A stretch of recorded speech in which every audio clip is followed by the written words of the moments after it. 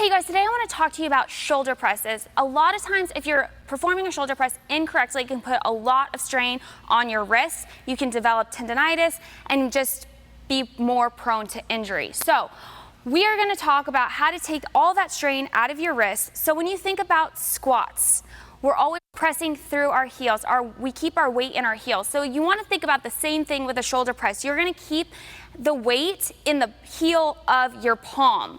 So for example, when I'm picking up my dumbbells, what you do not want to do is let the weight go into the backside of your palm so that your wrists spin back. We're actually wanting to move the weight forward and then pressing up right through this part of your palm. So when you're pressing up, you're here versus the weight sitting here and pressing up.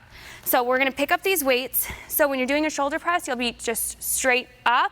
You don't want to press forward in front of you. You want to press straight up and then back down. That's going to take so much strain out of your wrists.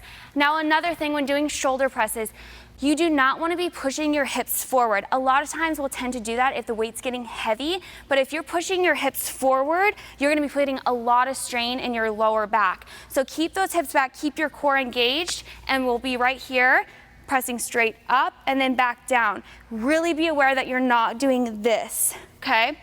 So if you're using a resistance band, it's the exact same thing. You don't want to let the band be pressing down on the top part of your palm. You want to be in the heel palm. So we'll stand on our band. Again, keeping that weight, that resistance right in that heel palm, pressing straight up and then back down.